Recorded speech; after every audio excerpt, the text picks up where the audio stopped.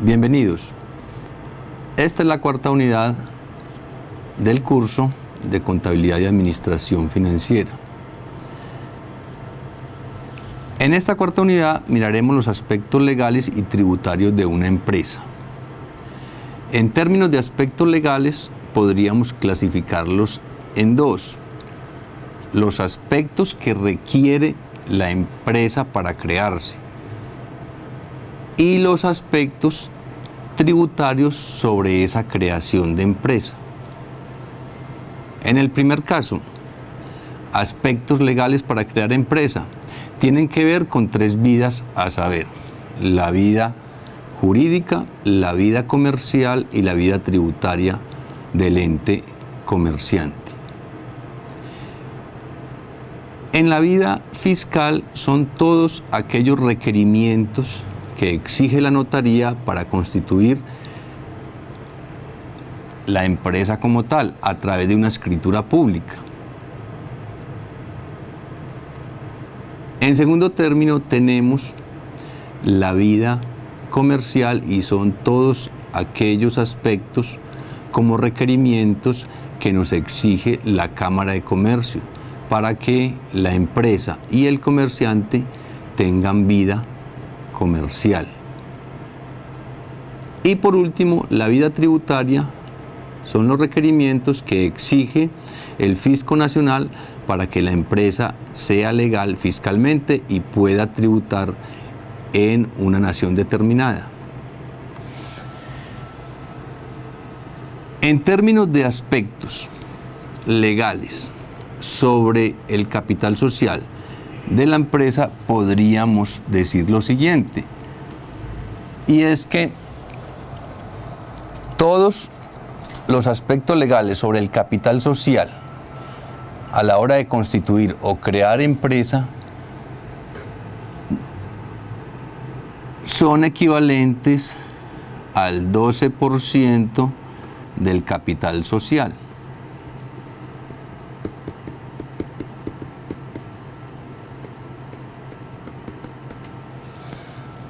¿Cómo así que el 12%? Sí, es el 12% que se tenga destinado como capital de trabajo. ¿Qué es capital social? Son todos los aportes que dan los socios para determinar el capital de trabajo. Sobre eso hay que pagar el 12% en la gran mayoría de tipos de empresa en Colombia. Pero hay una que se nos sale de ahí y son las famosas empresas SAS. Para las SAS, empresas simplificadas de acciones, tenemos que hay unos valores fijos que no cambian independiente del capital social. Y el único que cambiaría sería nomás el registro en Cámara de Comercio según el capital que se vaya a invertir. Pero la base está dada en el 0.7% sobre ese capital de trabajo. ¿Qué tenemos acá? Podemos hacer un ejercicio. Vamos a suponer que una empresa SAS constituye su sociedad basada en 100 millones de pesos.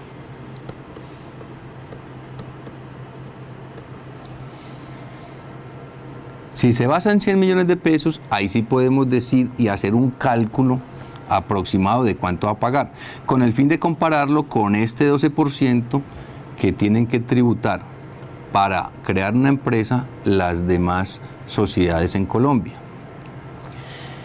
Si el capital es de 100 millones de pesos y la base es de 0.7, estamos hablando de aproximadamente 700.000 pesos que tiene que pagar como impuesto sobre ese capital en la Cámara de Comercio. Sumados los valores fijos, el valor variable según el capital,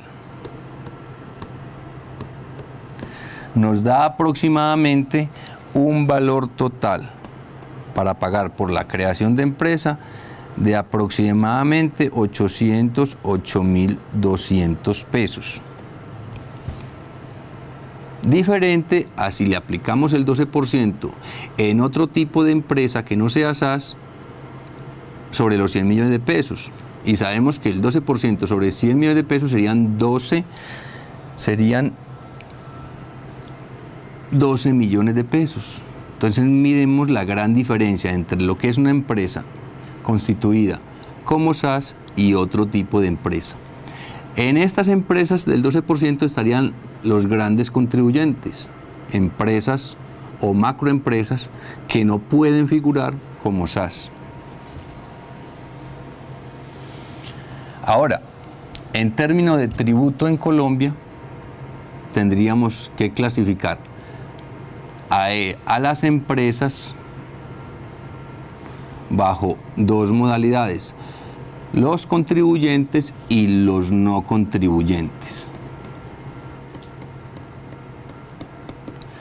Los contribuyentes, hablaríamos que un contribuyente en Colombia puede ser persona natural o persona jurídica que realice transacciones comerciales y que generen impuesto. A estos señores o empresas se le van a llamar contribuyentes. Mientras que los no contribuyentes no los podríamos clasificar como personas naturales y sociedades o persona jurídica, sino que serían aquellas empresas que por su régimen especial no pueden realizar acciones para retener impuesto. Estas empresas entonces serían empresas que no contribuyen, es decir, no recogen impuesto para declararlo ante la DIAN. Siguiendo en ese orden, ahí sí podríamos decir que los impuestos en Colombia están ordenados bajo dos clasificaciones. La primera, de orden nacional. Son aquellos impuestos que se cobran a nivel nacional. Un ejemplo de él es el famoso IVA. Y el otro sería el de orden local, pero que a su vez lo podemos dividir en distritales,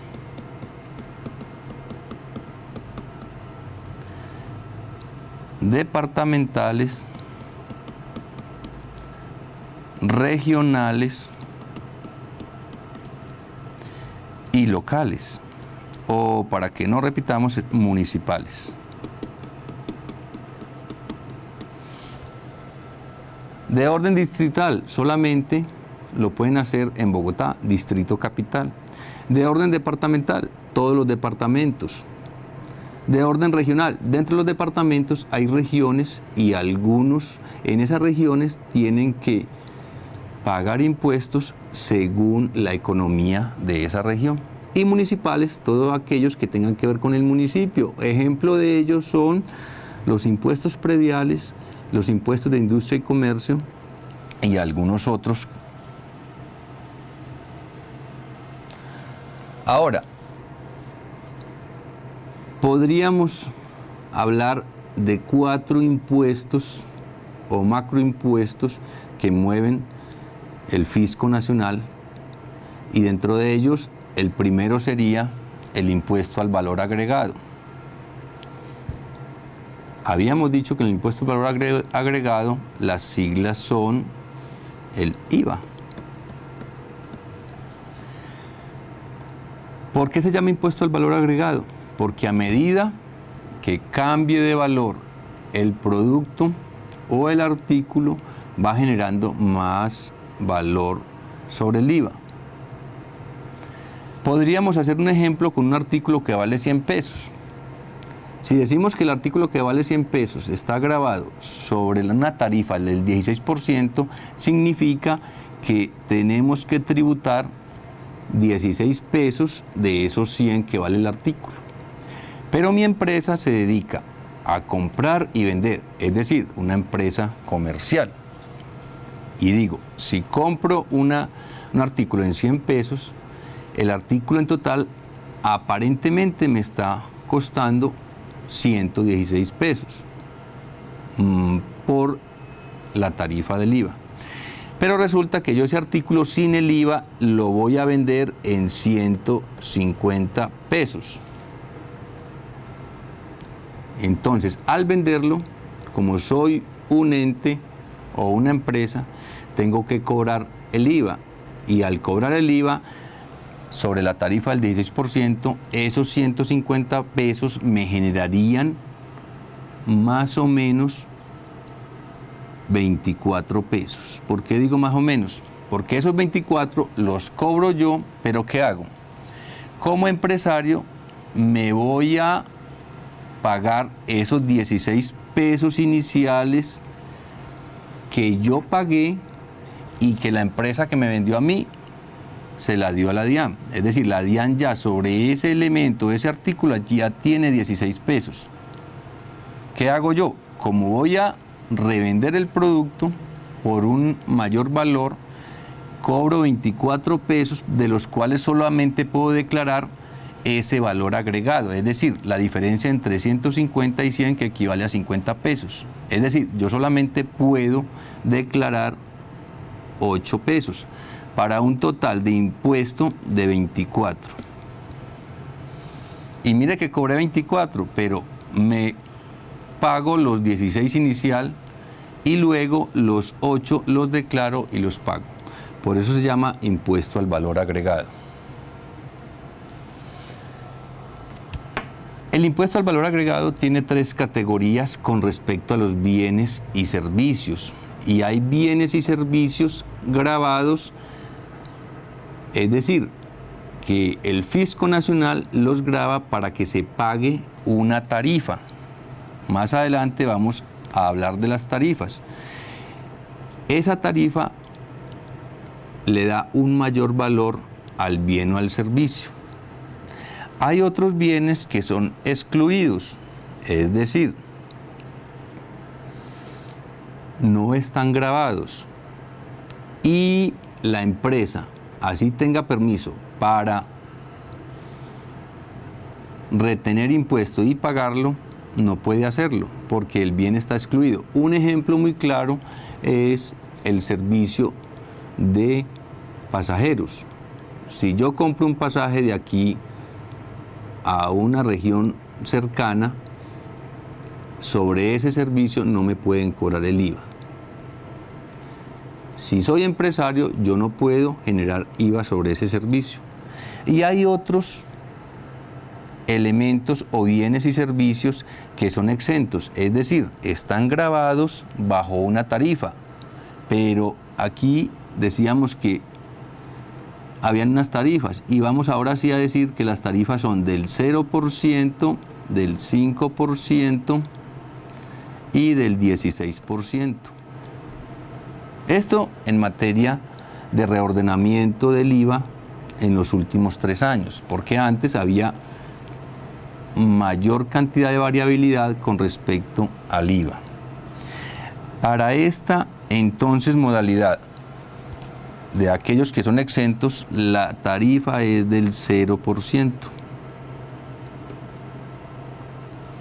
Es decir, están gravados, pero no se paga absolutamente nada.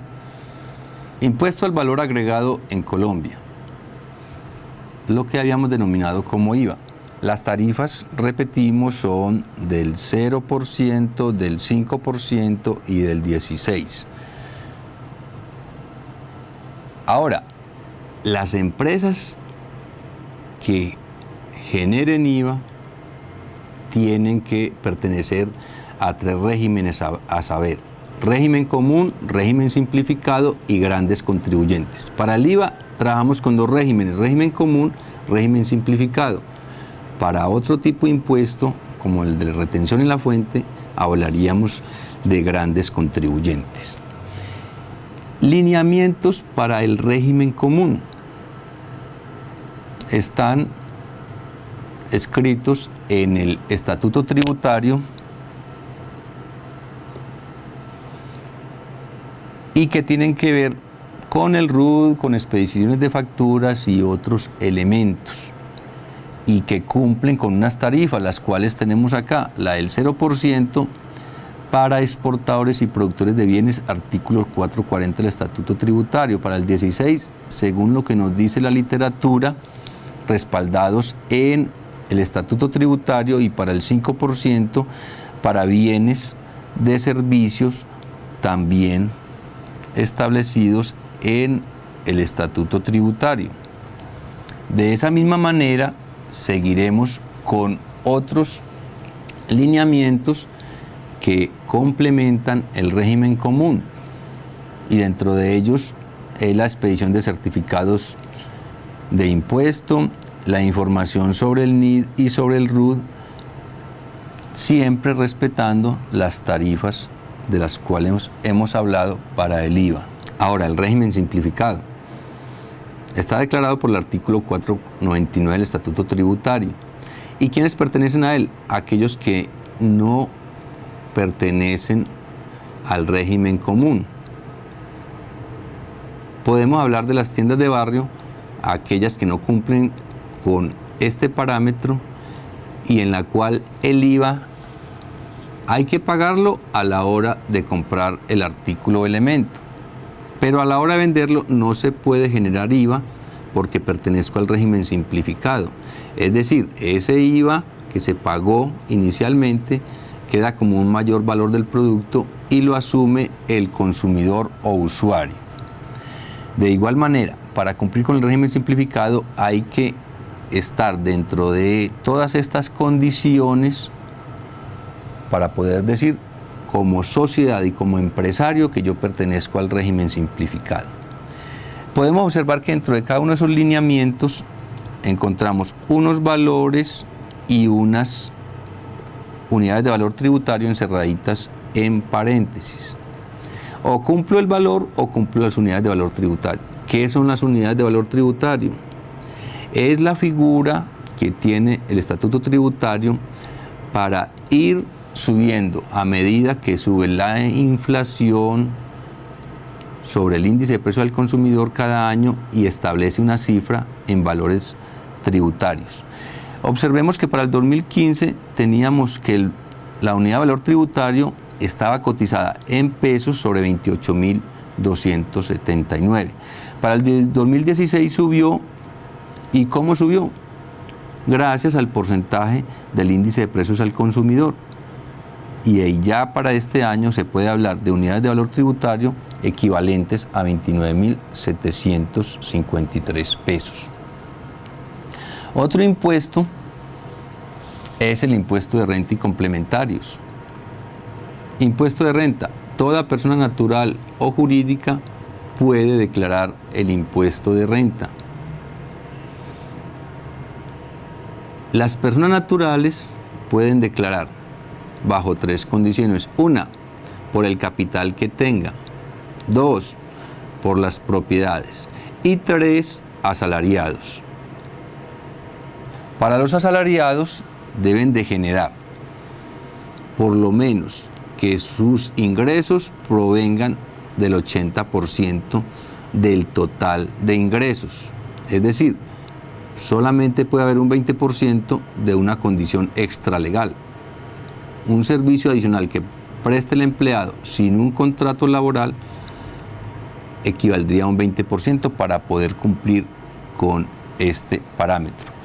Y como segundo, que esté dentro de los rangos mínimos para declarar impuesto de renta. En Colombia el rango mínimo para declarar como asalariado está en aproximadamente 4.200.000 pesos, más o menos bien contados. A partir de ahí se genera el impuesto a la renta. Pero eso no quiere decir que yo solo puedo declarar impuesto de renta cuando gane más de 4.200.000 pesos. Yo tengo que declarar impuesto de renta desde el mínimo. ¿Qué pasa? Que en ese rango del mínimo, los 4.200.000, declaro pero no pago. Cuando sobrepaso ese rango de 4.200.000, empiezo a generar impuesto de renta. Como impuesto de timbre, tenemos que se practica sobre los documentos públicos y privados que se desarrollen en una condición comercial. Y estos obedecen a 4 factores. El sujeto activo es aquella persona que presta o paga a la nación sobre un derecho. El sujeto pasivo se atribuye la realización de un hecho generador, es decir, una transacción comercial a través de un documento. Los contribuyentes es el deudor o sujeto que resulta afectado económicamente y gravado con un impuesto. Y por último, podríamos decir, la responsabilidad del impuesto de timbre tiene que tener un hecho generador o cuantía. Esa cuantía, para poder pagar impuesto de timbre, tiene que superar las 6.000 unidades de valor tributario. Es decir, cuando yo establezco o creo una empresa y genero documentos, si mi capital social supera las 6.000 unidades de valor tributario, tendría que generar el impuesto de timbre. Y por último, podríamos solamente retomar como lo más importante, el último sería la retención en la fuente. La retención en la fuente, desde que empezamos con la charla, hablamos de que es un impuesto. No, la retención en la fuente no es impuesto, es un anticipo al impuesto de renta. Como bien se sabe, el impuesto de renta se genera anual, se declara anual y se paga anual. Mientras que la retención en la fuente, como anticipo, la empresa responsable de retener este impuesto tiene que pagarlo mensualmente. Es decir, si yo soy gran contribuyente, para poder pertenecer a ese régimen de gran contribuyente, tengo que cumplir con unos parámetros que establece el estatuto tributario. Y si soy gran contribuyente, yo puedo hacer cualquier tipo de retención como empresario. Pero eso no significa que nosotros como personas naturales no paguemos la retención en la fuente. Ejemplo, si yo tengo una relación con un gran contribuyente y le genero un servicio, cuando yo vaya a cobrar ese servicio a ese gran contribuyente, él tiene la potestad de deducirme, según una tarifa de servicios, un porcentaje atribuibles a la retención en la fuente. Si yo soy el que le cobro a ese gran contribuyente, yo no puedo cobrar la retención en la fuente. Ahí queda muy claro. Nosotros como personas naturales pagamos, más no retenemos. ¿Quiénes retienen? Los grandes contribuyentes en Colombia. Y la retención en la fuente está basada sobre una tarifa que establece el estatuto tributario para bienes y servicios. Eso en materia de aspectos legales de creación y aspectos legales de tributación en Colombia. De todas maneras, en los foros podemos seguir discutiendo más sobre el tema y ampliando más los conceptos. Gracias y hasta la próxima.